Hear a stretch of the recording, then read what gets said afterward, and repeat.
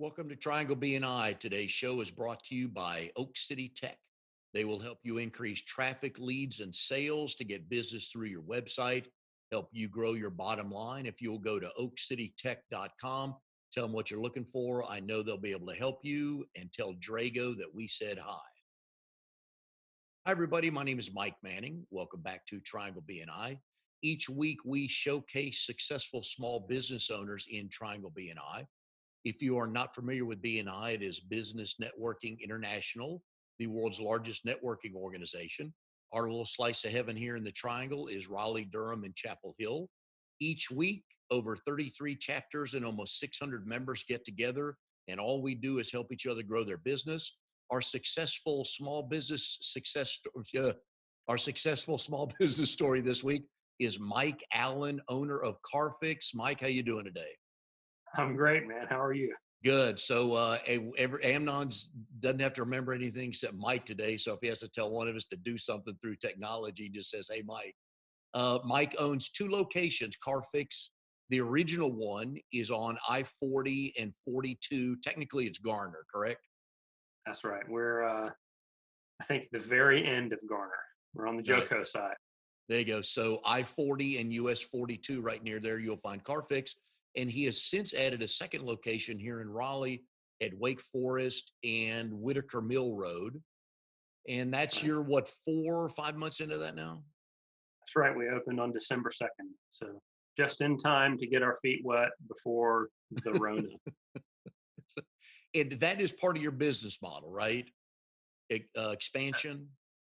Yeah, absolutely. I definitely try to open up right before pandemic, but unless we have another one planned, that's my goal is to continue to grow the business and maintain quality at the same time. So it's a delicate balance, but I think we can get there. And Mike is a third generation mechanic and auto detail or auto mechanic owner. And we're going to get to that. But first of all, let's kind of talk about what everybody's going through right now with coronavirus. I think most of us probably have just filled up on our first tank of gas since we filled up before everybody was kind of sent home on or about March 23rd. But with cars sitting in driveway for a long time, what are some of the tips we need to do? Mike, you broke up there for just 1 second. Were you just asking for what we need to be doing to make sure our cars are ready and safe since they've been Yeah, sitting so long? yeah, because they've been sitting in the driveway so long. What are some of the things we need to do?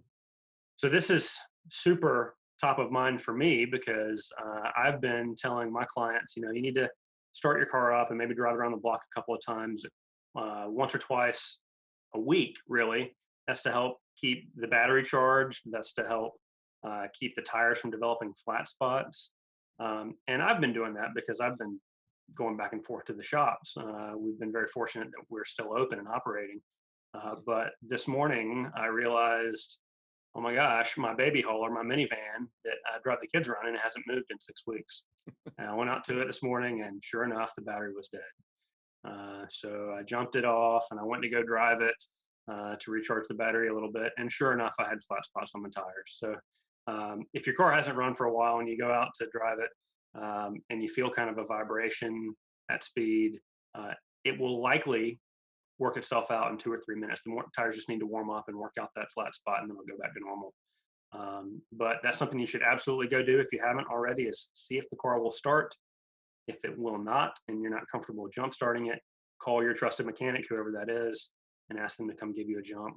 And they might need to put a new battery in it for you. But better to find that out now than the morning that you're getting ready to go back out into the world. If we have not driven our car in 4, 5, 7, 10 days, once we do get going, how far do we need to drive it just to make sure everything's good? I would say, for me, I think 10 or 15 minutes is going to be good for most vehicles. Idling 10 or 15 minutes in the driveway will not do the trick. The RPMs need to be up. It needs to be driving properly so that it can recharge the battery. So, I jumped mine off and I drove it to the shop and did some work this morning and then drove it back home so that I could be here to meet with you guys. And you won't let it sit for another 6 weeks, correct? I will not. I eating a little humble pie there. So I love as business owners where when we are our own best stories to tell people. Yeah. But it's true, it happens to all of us. You're not the first one or the last one to do that. And the terrible thing is, for the last 2 weeks, I've nonstop been driving to people's houses to jumpstart their cars, to recharge them, or to replace batteries. And I haven't come home to then start my car to make sure that it's Well, embarrassing. the good news is it just me and you talking, so nobody heard this story. I'm sure Yeah, nobody will say exactly. something. Don't So don't tell anyone. if coronavirus wasn't happening, we're coming into spring. Are there seasonal tips that we need to do for our vehicles?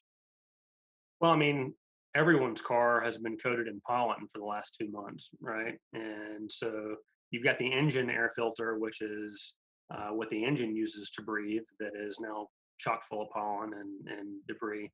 That could probably stand to be changed. And most of our cars have a cabin air filter, which is the filter for the air that comes through the air conditioner vents, right? And if you that's another thing. If your car's been parked for 5 or 6 weeks and you go hop out and you fire up the AC, you might notice kind of a funky smell. That's probably the cabin filter full of pollen, full of debris. So those two filters, it's a good idea to get those changed out in the spring. Um, you know, cars have evolved a lot over the years. And there was a time in my grandfather's day where you change the antifreeze every fall or every spring, depending upon what season it was. It's not like that anymore. But while the maintenance intervals have really increased and changed over time, my suggestion is that you have your mechanic, your trusted shop, take a look at your vehicle at least every 6 months, even if you're not yet due for service, just to make sure that nothing has sprung up that you might not notice that you should be aware of, because maintenance is way cheaper than repairs. It always has been. So, Another role you play with folks is when they're getting ready to buy a car, be it new or used, they really should take it to their trusted mechanic to look it over, because at the end of the day, most business people are salespeople. They want you to buy their product. But how often do you get calls for people just wanting to check over of a car they're about to buy? all the time, happens all the time. And we do pre purchase vehicle inspections regularly. You're going to find essentially two different ways that shops will manage that. The first way is uh, less thorough, but usually free. They're going to pull it in, put it on a lift. They'll walk out there into the car with you and just kind of look around, kind of a perfunctory check over, and give you kind of a knee jerk reaction. This make and model is relatively reliable, and I don't see anything that's of concern. Should be a good car to buy. You know, the other way is the way that I recommend, and that is more time consuming, and it usually comes with a cost. It varies from facility to facility, but you're going to want to have a technician get in the car and drive it in some stop and go traffic, drive it on the highway, feel for vibrations, for hard shifts in the transmission. You're going to want to plug in a diagnostic computer and see if there are any codes in there that are stored. And there's also ways that we can tell evidence that maybe the computer's been erased to hide problems, right? Because if you've ever gotten into a car and the light's not on, but it's on tomorrow, it's because somebody maybe erased the memory and the car had to find the error again. There's some other things that you'll want to check for that a lot of people don't think to check for. You want to make sure that all the spare tire tools are there. You don't want to find out a year later that the jack is missing a little crank arm when you're on the side of the road somewhere. You want to be able to check for signs of body damage or repair from a previous body damage. You want the facility to pull the VIN code against the Department of Transportation's recall listings to see if there are any recalls out there that are safety related that have not been taken care of yet on the vehicle. There are a lot of cars out there that have airbag recalls that haven't been addressed yet, and that can be pretty dangerous. So those types of things should be included and involved in a full pre-purchase vehicle inspection, and that usually takes a couple of hours. If the used car lot or the seller of the vehicle is not comfortable letting you have the car for a couple of hours, I would tell you that maybe you don't need to purchase that vehicle, honestly. Well, that leads me to my next question about red flags when purchasing, and that's obviously a big one. If they tell you, no, we've had it checked out, everything's fine, you probably should get in your car and drive away. Everybody knows, or most people know, Carfax, and that's supposed to have the history of the car. But what outside of Carfax, is there anything we need to look for or ask for other than the couple things you talked about? And I guess at bottom line, does Carfax give us all the information we need? So Carfax is a great tool and has a lot of information, but like anything, it has its flaws, and there are certain gaps in vehicle histories that are not going to be accounted for within Carfax. Because if the service center that's doing the service on a vehicle does not report their repair data to Carfax, then it won't make it onto their report. Or if Miss Smith got into a fender bender and didn't want to report it to her insurance, and you know the two people involved dealt with it for cash and got the car fixed, that's not going to be on the report. So a set of knowledgeable, experienced eyes is kind of one of the best things that you can get. Other red flags: um, if a car has been sitting on a used car lot for a long time, there's a phenomenon called lot rot. If you look through the wheels at the brake rotors and the disc, and they'll have a lot of rust on them, that's an indicator that that car's been there for a long time. Car dealerships want to move cars quickly. If a car's been there for a long time, that makes me a little nervous. There's something going on that's made it not sell. Might be the price point. Maybe they were a little over ambitious on the pricing. It might be that there's a problem that other people have found and decided not to buy it. So just things of that nature. But uh, you know, I get nervous on older vehicles, 7, 8, 9 year old and older, uh, from a used car lot that are absolutely spotless under the hood because they've pressure washed under the hood or steam cleaned under the hood. A lot of times that is done to hide the effects of fluid leaks. You have gaskets that are leaking, that kind of thing. You're not going to be able to see that immediately. And if they clean all the residue and all the evidence of that leak out of the way, and they said, no, no, it's great. You know, sometimes you'll find out at your next oil change that the valve cover's leaking or timing cover's leaking or something like that. So, I like your story of how you are adapting and pivoting in coronavirus with the business clients we talk to and just small business owners when we have a chance, when Trinity and I have a chance to do some sales talks and just general gathering with other small business owners, is how are you adapting? How are you pivoting? And you guys have really upped your valet service to the point of it, not only is it helping the client if they can't or won't leave their house, but you're actually employing some Uber and Lyft drivers to do this, aren't you? yeah, it's kind of funny. We've always offered valet service. A lot of people never took advantage of it, and I feel like this is going to follow through even after we get back to whatever the new normal is. A lot of people are going to take advantage of this now because they've seen how convenient it is. A lot of the folks in our BNI group, I've got to go visit at their offices when I've done one-to-ones in restaurants or things of that nature, but I get to go visit them at their office because I'm picking up their vehicles for service. And it's been great for us. I would say that, in our Raleigh location, over half of our vehicle traffic now is valet service traffic. It's important to show them that we care about their safety and about our staff's safety. So, we've got fresh gloves for every vehicle. We've got steering wheel covers and seat covers, and we wipe all the high touch points down. And if the client prefers, we'll even wear a mask. And it's been received very well. And you're to the point they can just leave the keys on the front porch and you can do the same when you bring it back. Absolutely. That happens a lot. Some people, it was funny. Um, the cotton mill downtown is a very nice. Is it apartments or townhomes or condos? I'm not sure, but I had a woman. We came and picked up her car last week, and she opened her window from the third story and was yelling down at us. And she said, "This is like something from Shakespeare." And somehow I pulled back into the nerd banks of my high school days, and I was able to repeat Shakespeare. Hark, what light through yon window breaks. And she thought that was the funniest thing she'd ever heard in her life. And she was still laughing about it when I returned the car the next day. But it's been awesome. And how did you get access to her car? She had gone down the previous night and locked her keys in the car. And she went back up to the window. She leaned out the window with the key fob and unlocked it from upstairs.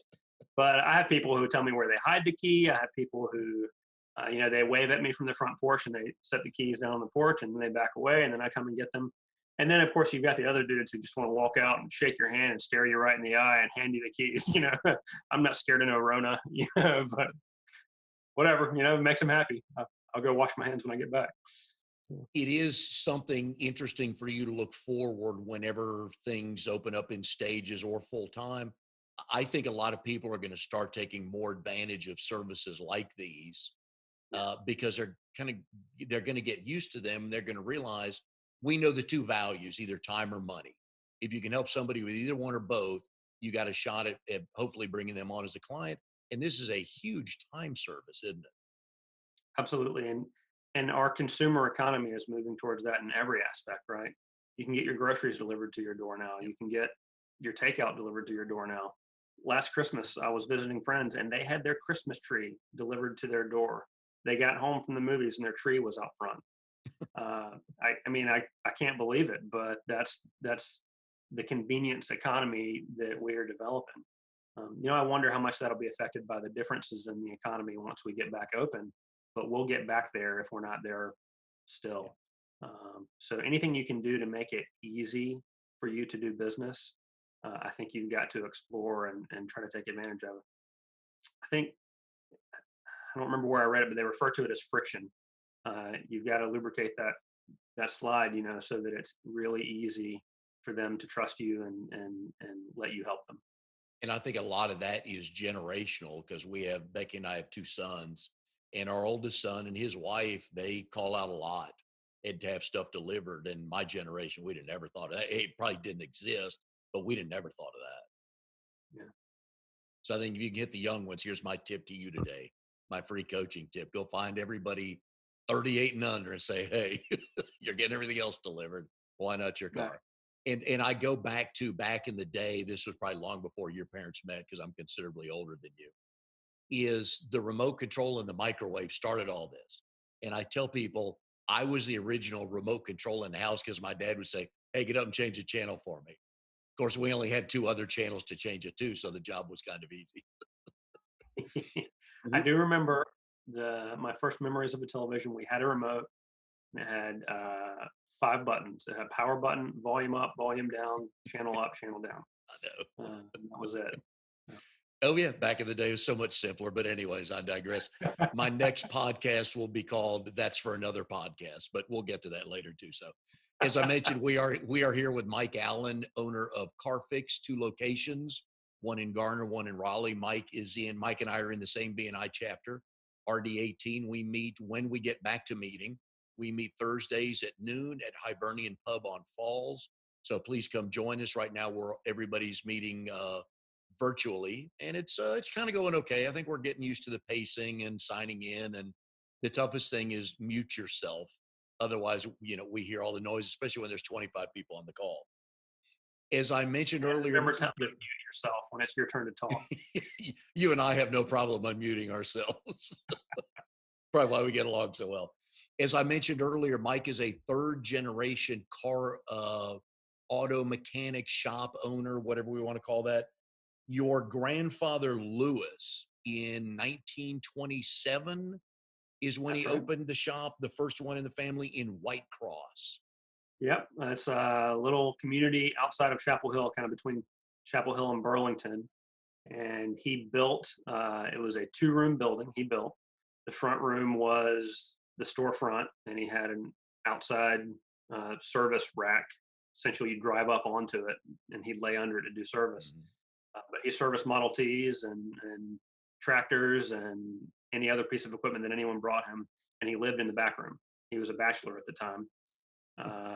And it built up over the next 58 years he was open, but he always lived there.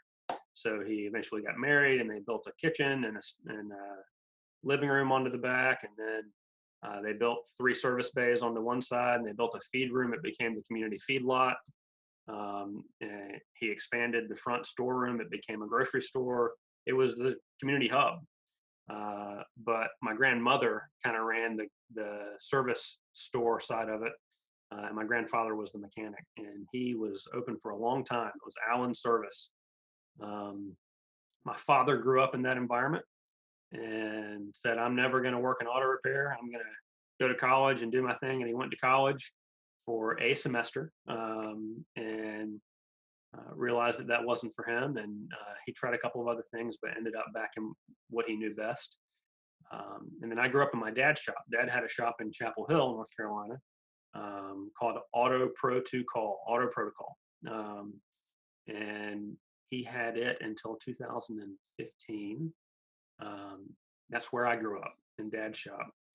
And I started busting tires and changing oil as a kid, and I was sweeping and taking out trash from about 11 or 12 on.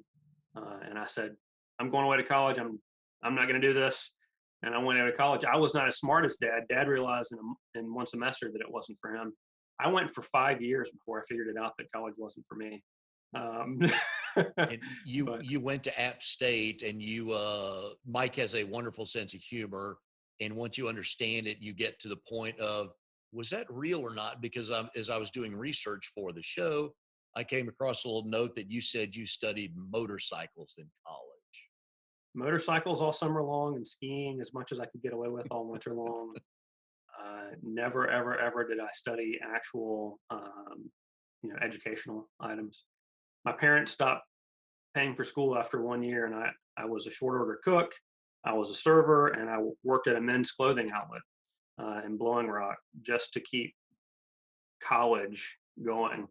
But I eventually realized it was time to grow up and uh, go to the real world, and that's how I got pulled back into family business. So going So back to your grandfather, I think it's a great story because you can just picture back in the day that's where all the guys hung out. They played it really cards, they was. sat and chatted. Half the stories were true. It's kind of like one of the original barber shops, probably, wasn't Yeah, and the tails got taller as the men got older, and it was still that way. I remember in the early to mid 80s, I spent a lot of time in my grandfather's store while my dad was building his business.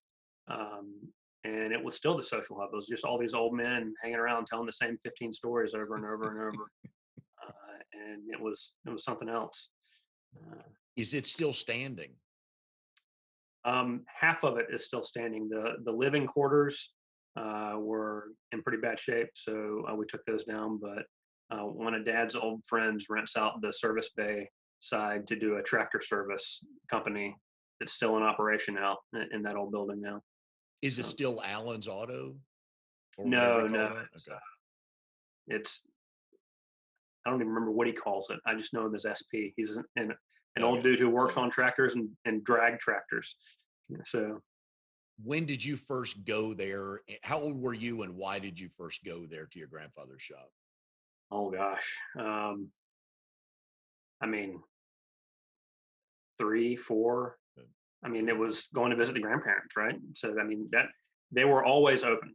They closed 1 day a year, and it was not Christmas Day.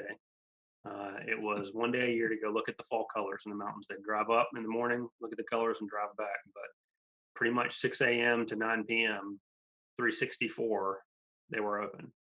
And it's just where they lived. So, My fascination with back then, it was probably all cash, but I'm wondering how many people he allowed to put it on my tab type of situations. oh, he had a big ledger book. He was the only service station grocery store that would provide credit to the African American population in that area. There were a lot of people that would of that community that would come in, and he'd let them pay at the end of the month, that kind of thing. But there was a lot of that that went on. So Did you do any work there before you went to your dad's shop? no, I was just spoiled. I was the youngest grandchild being spoiled. I would drink cokes and eat candy and honey buns, and he had an old timey ice box out front that had the sliding tops and the different bottled sodas in there, and it was so cold. He had it cranked down, so you have that little layer of ice right at the top of the Coke. Oh, it's the best thing ever. I've never been able to duplicate it. So no, I just went there and I ran up my own tab that I never had to pay off. It was great. No, being the youngest grandchild had his privileges, right? When did your dad start working there? Oh, dad started working as soon as he was old enough to push a broom, right? So um, I told you that they lived there in the business. Dad's bedroom was in a separate room built above the showroom. So every morning he'd get up, sleep in his eyes, and have to go down the steps into the showroom where the grocery store was and the kind of the cultural hub. And all the farmers were there at 5 o'clock in the morning, drinking coffee. So they're already shooting barbs at him. Ain't you ever gonna get up and get to work, boy? That kind of thing. And you have to, yes sir, and go before he even used the restroom first thing in the morning.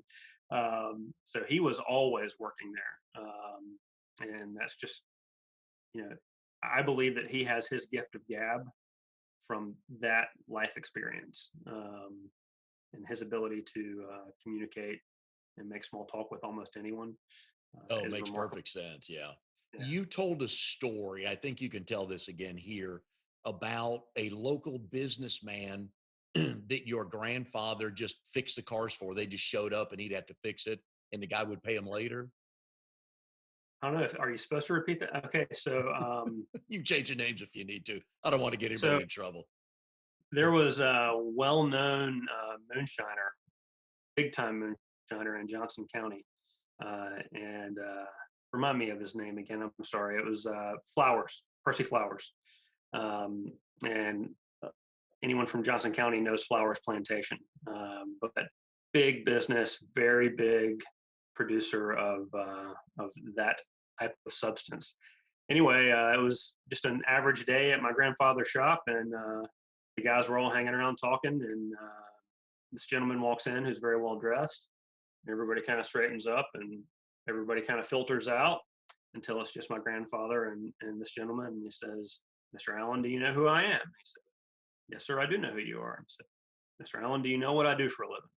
"Yes, sir, I do know what you do for a living." He said, "There may come a time when one of my associates who drives this road on a regular basis might need to come in and ask for some car service, or maybe a tank of gas, or maybe they might need to park their car behind your building for a few hours. Would you be willing to help me out in that? And if so, give them credit and we'll get it paid back." He said, "Don't really say no to that guy." So the answer was, "Yes, sir, I'm happy to help you in that way." And so 4 or 5 times over the next 5 or 10 years, you get a knock on the door at 2 o'clock in the morning and they lived there, right? And somebody needs gas or their car's overheating or whatever it is, or they need to park around back. And he always helped them and was polite with them, and they were always super polite to him. And always the very next day, somebody would come in a nice car with a nice suit and come in, and they would pay him way more than the value of the service that he provided, and ask him no questions. He tell you no lies. I think all parties involved are long since gone, so I think we can share that. But again, back in the day, in the moment in time of generations, love those stories. I love I those can't stories. imagine. Yeah. Oh, I know. So, again, we're here with Mike Allen, owner of Carfix, 2 locations, one in Garner, one in Raleigh. Mike, I'm going to change the subject here to talk about family. And obviously you've got 3 generations there, but I always like to ask people how they met their spouse. And do you both tell the story the same way? Well, I was just back to the family business, so I was working with Dad, and I was working on the front counter of Dad's store in Chapel Hill. And my lovely and talented bride was in dental school at UNC Chapel Hill. She was a And her first year name's student. Amanda, Her name is Amanda, right? and she came in for car service on the recommendation of one of her good friends who was a longtime customer of ours. And we laugh about this to this day. I am not a smooth talker with the ladies. So she was in the lobby reading a book, and I walked over to get a bottle of water out of the fridge or whatever in the lobby. And I said, "So, what are you reading?" And she told me the name of the book, and I don't remember what it was. And I said, "Well, I've never read that, but I read books too." Uh, Smooth. yeah, and she just kind of smirked at me and thought to herself, "This moron." But ironically, at the end of her service, she came to be billed out, and we started talking about books. And my favorite author is Hemingway, and she said, "Well, that's an actual author, so maybe he has read a book before." And we started an email exchange over book recommendations, and the rest is history. Our family email address is "I read books too." Um, so anyway. So where was the first date? Actually, we're coming up on the anniversary of our first date, and it'll be May 13th. It was at a little burger and milkshake shop in Chapel Hill and at Carmel Mall. I'm trying to remember the name of it. I don't think it's still there anymore. She would remember because she's got a good mind for things like that. But it was a great date, man. It was a great first date. Our second date was terrible. It's a miracle we made it through that. The first date was awesome. Well, what happened on the second date? Did you do something stupid? Yes, I was lame. We'll leave it So at that. We must protect ourselves here as a husband. I'll give you a pass on that. Did she, as you started dating, did she understand what you considered a book and what she considered a book, and yours had pictures and coloring and big words and stuff like that? well, I mean, mostly comic books and collections of the Sunday funnies and that kind of stuff, you know. But I was able to research and find out the names of some books that smart people like, and then I just regurgitated those names. You know, that was the Yeah. key. Just learn last names and like one small quote from each book. Oh yeah, I've read that one years ago. Remember Yeah, this line? Now, in doing my research for you, I came up on a couple of neat notes, and this is what gets me going for the show. This is why I enjoy it. May 2008 was hmm a red letter month, and 3 week span for the Allen family. Yep. Would you like to Yeah. share the story why? So in a one weekend, next weekend, we got married. Amanda graduated dental school, and we moved. Boom, boom, boom, to Garner. I had been in '04. Carfix was born, and I've been commuting back and forth from Chapel Hill. So we got married on 5-3-8 because we're nerds, and 5 + 3 = 8. And for whatever reason, we thought that was funny. Jeez. But it helps me remember it. I will Yeah, never forget my. I was just gonna Uh, say, for that reason alone, it's good. yeah, and we got married on the 3rd. She graduated on the 10th, and we moved on the 17th. So I moved to Garner and have been in Garner ever since, and we love it out here. So Or you have one of those occupations, and I laugh when I meet a computer person, somebody like that, or a doctor, these cul-de-sac summer gatherings. You get more questions about, hey, Mike, quick question about my car, right? I mean, at least couple, 3 times a week. yeah, yeah. Well, and that's kind of to me, that's kind of what BNI has been, right? And I don't mean that in a bad way. I've never minded those questions because it means that they trust you enough to ask your opinion. And so, I try to provide good advice. A long time ago, I decided that it wasn't about trying to convince them to come to my business.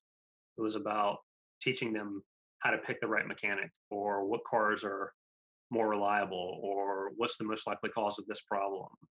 As long as I do it with no uh, personal gain motivation, uh, I found that it works out better for everyone. And ultimately, one of my grandfather's sayings falls back into this. And I don't know if it's appropriate or not, but he always said, you can shear a sheep many times, but you can only slaughter it once, which means at the root of it, I believe it means be nice, tell the truth, don't make stuff up, be helpful, and everything will work out, right? So that's kind of been my mission. People ask me questions, and I'm happy to talk to them about it because I think they pick up on that there's not a self motivation there. Yeah, And and it we've works had out. this conversation before, because at the end of the day, if you are not correct on what you're telling somebody, or you're trying to get something over on them, and of course, the greatest myth in your industry, or one of them is, and we've had this conversation with some of the women in our BNI group, is a woman drives up and you just start looking at dollar signs because she has no idea what you're about to tell her. The funny thing is, in my world, one, women are the primary decision maker for auto Mhm. repair in most households because they want to be safe and reliable in their transportation. They don't want to be broken down. That's scary. Two, especially as cars get more complex and more difficult to work on, uh, women know as much as men, if not more, on how cars work because they do their research. Uh, because there's not many people working on cars in their garage anymore or in their driveway. Yeah. So the women have actually done their research and they're more well educated as to what it needs or what the most likely scenarios are than the men are. But the men act like they know more Oh, and they get without a themselves doubt. into more trouble. You Yeah, always it's have that one guy. Granted, you have a good knowledge of cars, a very good working knowledge of a number of cars, but you probably have that one guy maybe once a year, once every 2 or 3 years that wants to walk up on you, bow up, and bring up one car in 1 year and one thing just to show you how much he knows about cars, right? and that's okay. And invariably, that guy might know more about that car than I do, and that's okay because that's the single model that he's passionate about and that he reads about for fun. Mhm. It's that '67 Chevelle or whatever it is that he's really passionate about, and that's great, dude. That is your bread and butter, and I'm not gonna try to argue with that dude. I'm help any way I can. So, How much? What is Amanda's role with the family vehicles? Any? Mike, there's a light on. Go fix this. Pretty much it. So, as long as there's not a noise or a rattle or a vibration, she's happy. Now, ironically, we drive old beaters. My wife has a 2001 Honda Civic that she had the day we met, I guess, and it's got 352,000 miles on it, and she drives it back and forth to Chapel Hill all the time, and it treats her great. And I've got 190,000 miles on the Acura that I'm looking out the window at right now. So, if you treat cars well, they're going to last a really long time. And So, what I like about that is no car payment. And I don't need to have I don't need to have a car to impress anybody. My wife and I have two old cars. We don't have a car payment. I don't think that we have ever had a car payment in our marriage. So, and she told me that one time. She said, "Mike, I've come to grips with the fact that because of what you do for a living, I'll never get a new car." I said, "Well, I mean, don't say never, but I mean, not before we're 60." Yeah. You're close, right? You're gaining on it. So you have two boys and a girl, right? That's right. I've got What are they going to be taught on cars and expectations of just general maintenance? um, I don't know. They're 9, 7, and 5, and I'm probably going to let their level of interest dictate how much they get exposed to. Um, you know, I will teach the importance of preventative maintenance and of not neglecting new sounds or noises or vibrations or lights. Uh, from my perspective, and I'm passionate about being a good steward of your finances. Um, it's it's just smart, right? And I said this earlier. I think I said maintenance is way cheaper than repair. If Mhm. you hear something weird, go get it looked at right away. And they see us living that out, right? Your kids watch. Your kids are watching closer than you ever give them credit for. So if they see you living that out, then they're gonna adapt or adopt those characteristics as well. I think Do maybe. your kids understand the three generations of your family in the business? Well, so my grandfather had passed before they were born. They know that it's happened because I've got these big blown up black and white pictures. One of my grandfather in front of his store, and then one of my dad in front of his store, and then one of me in front of my first store. They're on the website. And there's a about us page that has our family history on there, and you can see them there. But I mean, so they know that it's happened. We joke about which one of them is going to take over the Yeah. auto business and which one of them is going to go into dentistry and follow mommy. So we'll see. It's a race to see who gets what kid. I did want to point out in all the research I did on you, I did want to point out that in all the pictures of you, either in social media or on your website, there are various degrees of facial hair. I haven't figured out what I want to do with my face. So I don't know. We'll see. This is the lazy beard. I don't like shaving. So I had a goatee. I had just a mustache. I was clean shaven. Um, I don't know. My Because kids one, like the facial hair. My wife wants me clean shaven. yeah, and a couple pictures are the clean shave, and a couple pictures with the mustache and the goatee, and then a couple pictures with a beard. So it's like, you're forever evolving. I think I'm capable of all things. there you go. I did like on your face. I love the about section on the Facebook page. You find out who doesn't want to divulge information and who really has a sense of humor. And I'm learning about you that you do. On Facebook, you have it written, you are husband to one well above average wife. She is significantly above average. I mean, now that could mean any number of things. If you're thinking about a bell curve, she's on the right side of the bell curve, right? She could be way over here, like in the flat part of the bell curve. So I mean, that could be a really high compliment. It just depends on how you choose to take it. Absolutely, it could be, but I just wanted to hear your explanation of is that well, and you're right. Technically, you are correct. Now, Thank you. If I in could just in get the her to skip that. yeah, in the court of marriage, dude, that's just not going to hold up. I thought that was funny. That got me going. So back to the business. This is your second location. Hope to get a couple more. Twice it says that, and I think this is probably the Garner location, named top 10 shops in America in Motor Age magazine. Yep, that's an industry journal that there are only 3 or 4 automotive repair industry journals, but they do an annual top shops award, and we were recognized twice as being one of the 10 best. So um, we were third one year. I was really hoping that we would push through, but I know the dude who beat me, so it's okay.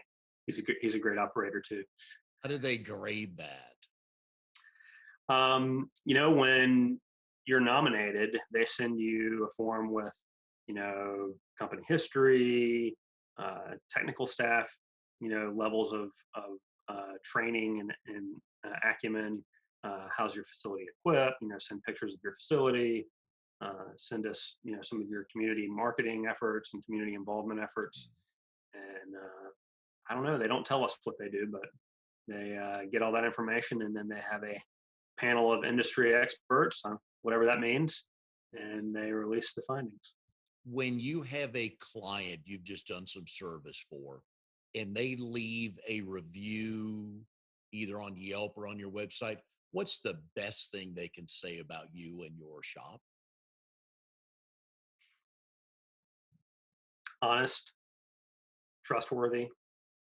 Um, they treated me really well. That is our goal. Is um, I tell my guys that unfortunately we give bad news Mm. sometimes. And so a lot of people are really stressed out when they come to see us because their car's broken down or it's not working the way that it should. And there are a lot of unknowns, a lot of scary things about, you know, they just have to take us for what we tell them for the most part because there's so much unknown. It's kind of like a doctor, right?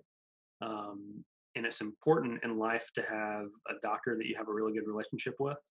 And I believe that's the case with your mechanic as well.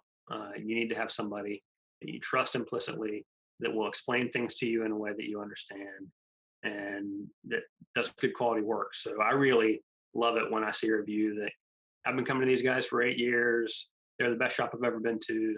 Super honest. I trust them 100%. And that's perfect.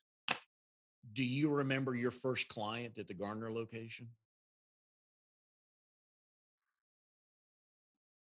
I have several that have been with us from the very beginning.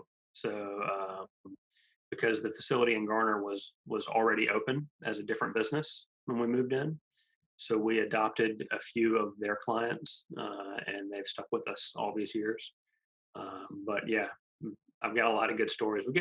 We've got really awesome people in this area, and I'm finding that in the Raleigh market also. I mean, it's just good people that care about us. I mean, we get covered up with brownies and cookies and goodies every holiday season, and we're on a lot of families' Christmas card list, which is just crazy to me that you're sending your mechanic a Christmas card, but that's awesome. So The yes, I do. first day that the Garner location was open, do you remember that when that day ended and you locked up shop and went home, what kind of feeling you had about being your first day as a business owner? I mean, tired, right? I think there's tired and scared and exhausted Mhm. and scared. And it took a while for it to kind of turn the corner, right? Um, but I would say that it is a fulfilling adventure. And as long as you keep learning and trying to learn how to be better at what you do and how to give the best level of service and leading your people and empowering them to learn and give good service.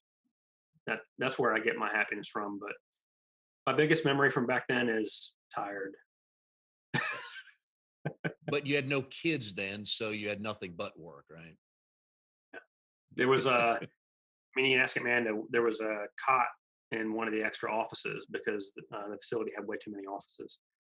We've since knocked some walls down and made more space, but occasionally I would just sleep at the shop because I was driving all the way back and forth from Chapel Hill.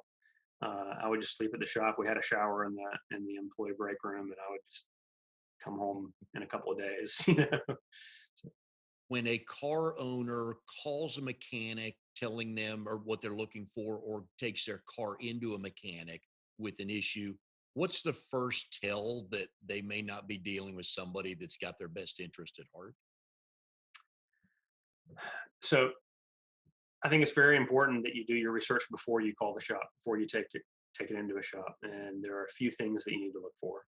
Um, how long has this business been in business? You don't want somebody that opened last month. And I say that having one of my shops that opened 4 months ago. But you want to know that they've been around, they're going to be around. But if you have a problem in the future, they're still going to be there. Two, what's their warranty? If they're a fly by night operation, they might say, oh, we'll give you a 30-day warranty or a 6-month warranty. You want someone that's going to have a warranty that's counted in years, at least dealership level warranty or better. Because that means that they've got skilled technicians and that they're using good quality parts. If they're using junk parts, they can't give you a warranty like that, right? Three, I ask, and this is the advice I give friends that have moved across the country or wherever else, call and ask if they have a drug testing policy. However you feel about drug policy and law, I don't want a dude who's stoned to be putting the lug nuts back on my wife's car, and forgetting to tighten them down or something like that. And then look for referrals. Look for people that do business with them, that know them, that trust them, that can give you real feedback. And if you don't know anyone in the community and you're just in this area, then Google and Yelp are gonna tell you the truth. And a lot of service businesses have a bazillion reviews now. What I do personally, fair or not, is I sort by the low reviews. I find the bad reviews. And I'm not really looking to see what the reviewer said about them. I'm looking to see how the business responded. Did they respond in a professional manner? Did they indicate that they're going to fix the problem? Were they argumentative? And also, you want some consistency. If it's always, they always had it back to me a day later than they told me, or something along those lines. Yep. Yep. So those are the things that I would say to look for. But if you break down on the side of the road on a road trip and AAA tows you to this shop here, Joe's Auto Repair, and you're getting kind of a sketchy feeling from Joe when he's talking to you, I mean, all around, I believe that there is great value in a second opinion. You wouldn't trust a doctor that gives you a sketchy feeling on some bad prognosis. You can go get a second opinion, right? Do the same thing if the mechanic that you have found yourself at is giving you a sketchy feel, go get a second opinion. And most shops will give you a free second opinion if you actually have a printed estimate from the first place, because they can just cut through all the shaft and say, okay, well, he says you need part X. Go check part X. Is it really bad? If it is, then they can say yes, he's right. Or if it's not, they can say, you need something else. So um, that would be my advice if you find yourself in a bad situation and you haven't had the opportunity to do the research beforehand. And you and I have had another conversation earlier that I'm gonna bring up. You have I believe is it the weekly mastermind Zoom group that I spoke to? Yes. Okay. So I'm involved in a lot of different industry specific peer groups um, for training and best practices and being up and up on emerging technology and equipment needs and that kind of thing. But one of these peer groups, we have a mastermind meeting every Wednesday night on Zoom. We've been doing it for a while now, and we try to have different subject matter experts come on every week to educate us about. A couple of weeks ago it was BNI. There were a lot of guys that had never been involved in a BNI group, and uh, there was some chatter back and forth in our message group about it. And I said, "Well, I know a dude who loves to look at himself on camera and talk." Yes, So he does. But again, my point on that is, and you and I talked about this, every industry has their stereotype. We know what a mechanic looks like from the 50s. Probably your grandfather is what a lot of mhm. people think mechanics are. But today, and I ask you this question, and I believe they're both correct. Are you a mechanic who owns a shop, or are you a business owner who knows cars? I think for me personally, it's probably a little more of the latter because I worked in the shop when I was younger, but I very rapidly matriculated towards the front. And like my grandfather was a mechanic who had a business, right? And my dad straddled that line at different points in his career. And in the mid to late 90s, he got a business coach and I started teaching him about there's more to this than 80 hours a week. And so I witnessed that transition as a teenager. Um, and so when I came into it, he had evolved his business. And so I already kind of knew what I was looking for. And so, yeah, for the first few years, I might be in the back helping out, busting some tires or helping with some oil changes, that kind of thing. But I was never an ASE master certified technician personally. And I realized that I was of more value to the business working on the business. And so I've tried to transition in that direction. And technology has been huge in your industry, hasn't it? Absolutely. And I mean, we've got a limited amount of time, but I could bore you all to tears talking about automated driving systems and the technology involved in that evolution and in servicing those vehicles and the risks of not servicing that technology properly, and also driver data and the volume of data that your car collects and what your car knows about you and who it's sharing it with without your permission is remarkable. So And that works for us in general, because again, if you don't think people are watching and listening, folks, but again, that's a whole nother podcast. So, when was the last time you've worked on a car at your house or rebuilt something at home? well, I mean, I put a battery in my minivan about 30 minutes before we started this conversation. Does that count? And it doesn't really count now. I could do that. That doesn't count though. Um, I worked on a chainsaw and a weed eater over the weekend. I rebuilt the last major work I did at home was on my motorcycle, and this was years ago because I used to be defined by motorcycles. I rode everywhere. I got 500,000 miles on a motorcycle in my life. But children changes that, priorities change. But it got to the point where if anything needs service, I'm going to go to the shop.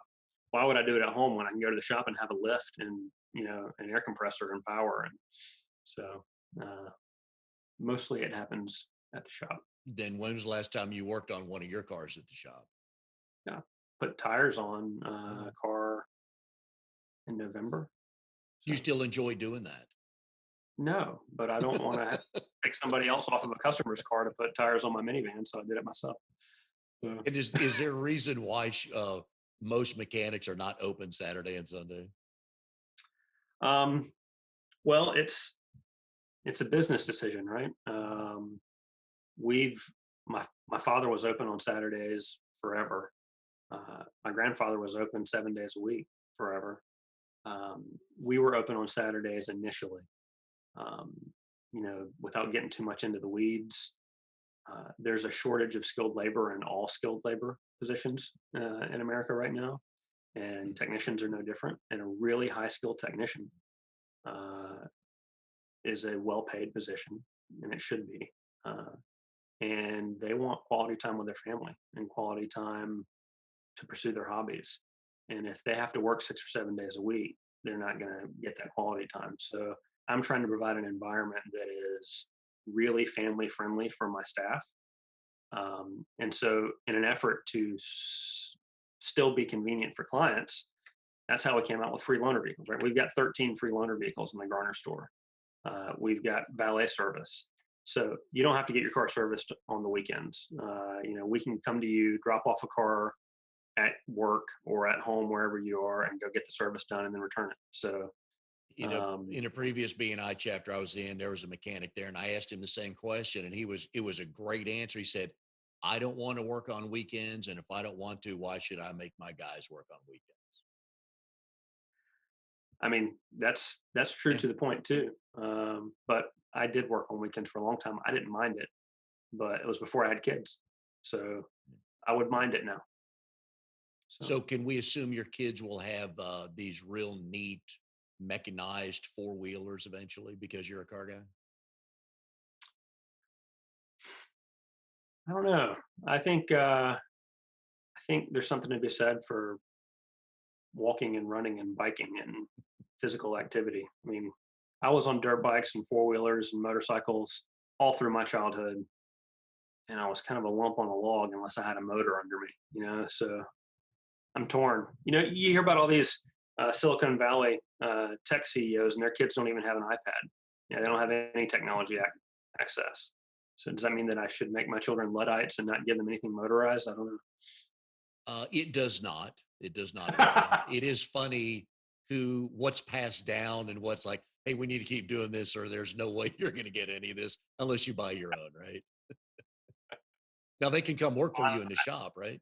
At the right So I time. never had an awesome muscle car though. My first car was an '85 Honda Accord hatchback. Ooh. I've never in my life owned a fast car. Had a lot of fast motorcycles, but it's weird. I I'm not like a muscle car guy. Although some of the new Corvette's pretty sweet. Maybe one day when I grow up, I'll get one of those. Well, when I was in the other day getting the oil changed on my wife's car, you and who was your guy at the front desk? Jacob. Jacob. You two were talking about you both used to own the same kind of car. What was it? It was a Toyota 4Runner. We both had Yeah. late '90s 4Runners, and I sold mine to my pastor's son, who was just foaming at the mouth for it. He wanted it so bad. It had 342,000 miles on it. I would have driven it to California at the drop of a hat, and I regretted selling it the minute I did. And I see them everywhere now. It's the third generation 4Runners. They're awesome. They'll go forever. Low maintenance, uh, but I'll get another one sooner or later. I know he finally missed his as well. So when you were back when you're working for your dad, what kind of employee were you? And did you get a regular good review from the boss? Uh, I was not a good employee early on. I was kind of a snot nosed kid, and it's funny. If the guys at Dad's old shop, because Dad's old shop is still in operation, it's just different ownership now, and a lot of the guys, same guys, work there still. But Bobby Coates was the name of store manager back in '01, and I got to work like 5 minutes late every day. And I was the only person who did that. And so, what a terrible example to set, being the boss's kid showing up to work late when everybody else gets there on time. I would have fired me in retrospect. But Bobby sent me home for the day without pay and said, when you decide you can come to work on time and be a part of this team, you can come back to work. Otherwise, I don't want to see you again.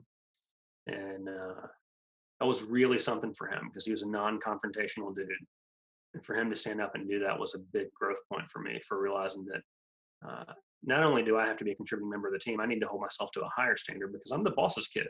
I need to be working harder, faster, longer. So, And three things happened there that I like. One is you took the advice to heart. Two is he was good enough to share that with you to help mentor you in a little, tough love kind of way. But three is I like that your dad let that happen. well, yeah, no comment. Dad might watch this. And did he know the story? Oh yeah. Okay. Oh yeah. Absolutely. All right. So I'm Gotcha. glad that he's not a part of this conversation because he'd probably add in other details that would make me turn red. And, We will have him on another day on a follow up of yeah, there you go. Father Knows Best Part 2. Mm, exactly. But great story, Mike. Love multi generational family businesses, and I like your aspect. We get along well. I enjoy your business vision of things and how you look at it. And I could tell there's a reason why you've had one, you've got two now, and you're probably going to get some more. But love the stories you've been sharing with us. Folks can go to carfixraleigh.com.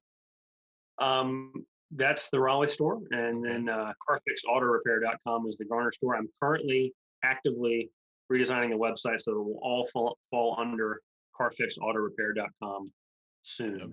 All right. Well, I know a guy if you need help on that. Yeah. Mike's number has been popping up on the screen the whole time. Just go to the website and get the number. If you want trustworthy guys, I took my wife's car there, and there was elective maintenance that could have been done, and you talked me out of it. And so that was a good sign. I like that a whole lot. But anyways, glad you could join us today. Good luck with everything, and we'll see everybody next time on Triangle BNI.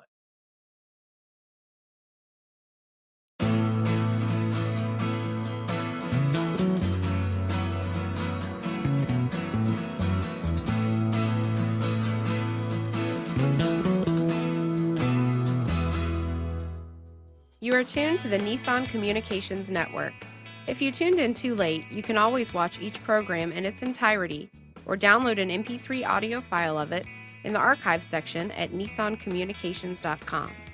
Don't forget to subscribe to our YouTube channel, follow us on Twitter, and like us on Facebook.